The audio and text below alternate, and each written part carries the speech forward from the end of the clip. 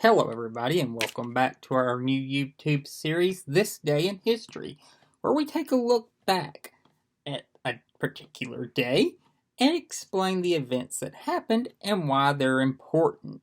A couple of changes I'm going to make because of a suggestion of one of our viewers, Lindsay, who pointed this out, and very thankful for her pointing this out. I'm going to expand a little bit on the events we discuss, the people that were born, and the deaths, why these people are important, and some of the holidays that we discussed. If you have any suggestions you would like to make, please feel free to comment. I'm always open to suggestions. But without any further ado, let's go to this day in history, January the 4th. And on this day in 1974, Richard Nixon refused to hand over tape recordings and documents that had been subpoenaed by the U.S. Senate Watergate Committee. This refusal marked the beginning of the end of Nixon's presidency, and 8 months later he would resign in August of 74.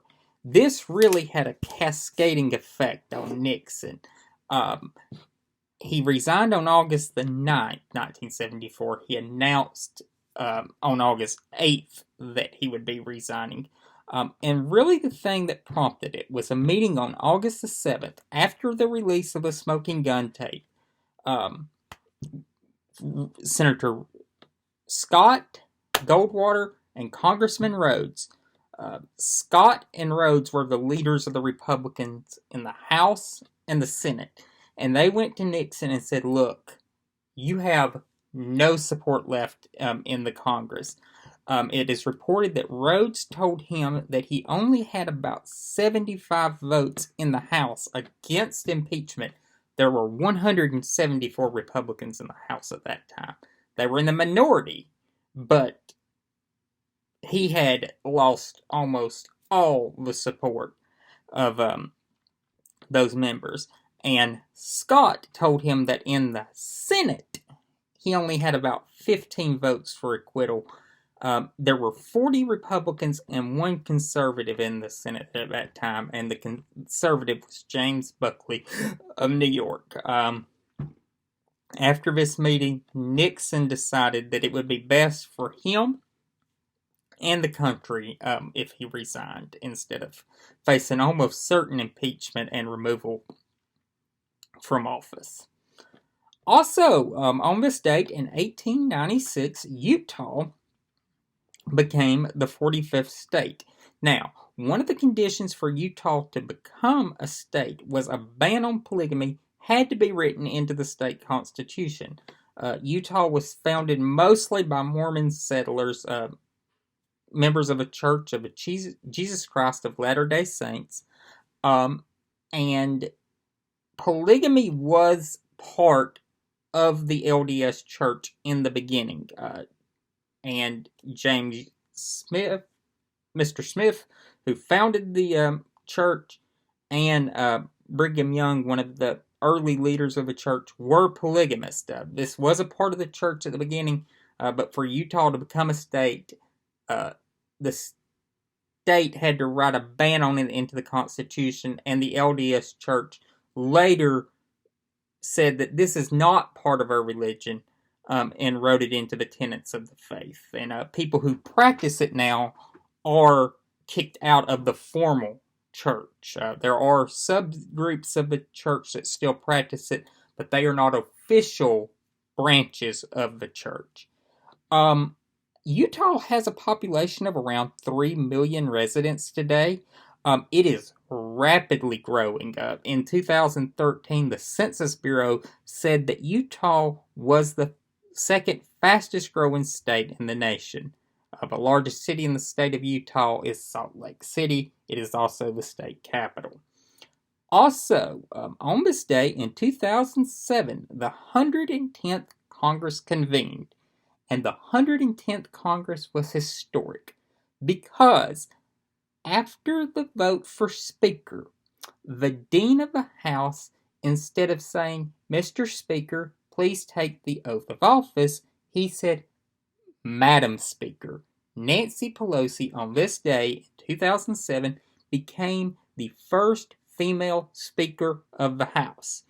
and she would lead the 110th Congress and the 111th Congress.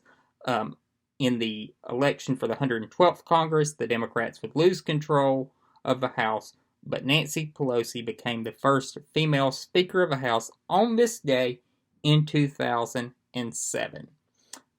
Some births that have occurred on this day. Everett Dirksen was born in 1896 in Pekin, Illinois. Mr. Dirksen was the Senate Minority Leader from 1959 to his death in 1969. He was a senator representing Illinois from 51 to 69. He served in the House from 1933 to 1949. He helped really get Johnson over the finish line on civil rights, providing some crucial votes to get that bill passed.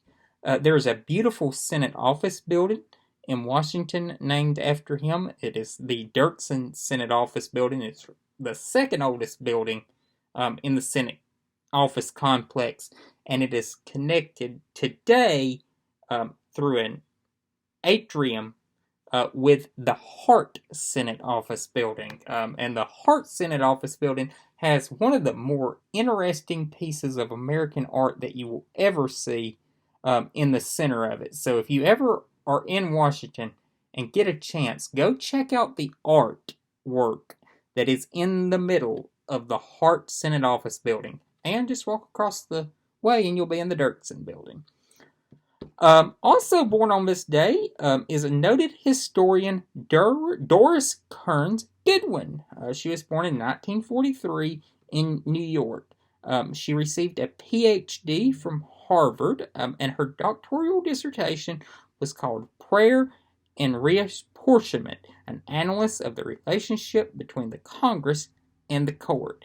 Miss Goodwin has written numerous books on the U.S. presidency, and she recently released what she says is her last book, called Leadership, that examines all of the presidents that she's profiled.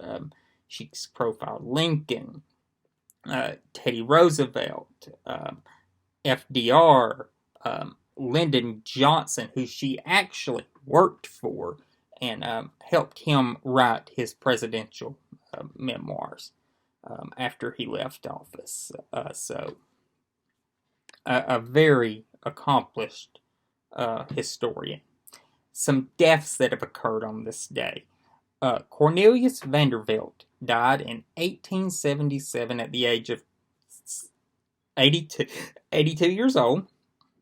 It was in New York. He had a net worth, adjusted for inflation, in today's dollars, of $215 billion.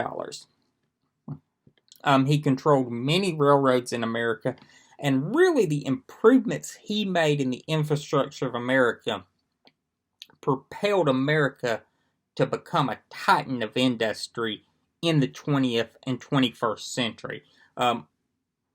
Vanderbilt is one of those people in history, and in American history, that is a seminal figure of American history. He was also very generous with his money. He provided the initial gift that would found Vanderbilt in Nashville, and his nickname was the Commodore.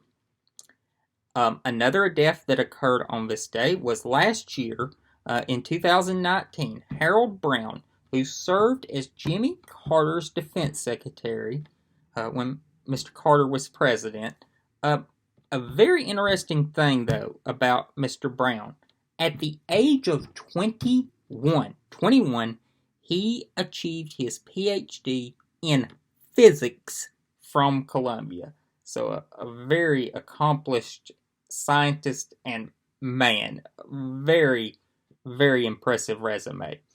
Today is also declared by the United Nations as World Braille Day. And of course, Braille is the language that helps those that are blind discover the gift of books. And it is a very important thing that we should promote for those who are suffer from that affliction. It's tough, but Braille helps them achieve the gift of reading. Well, thank you, everybody, and I hope you enjoy it, and I'll see you tomorrow.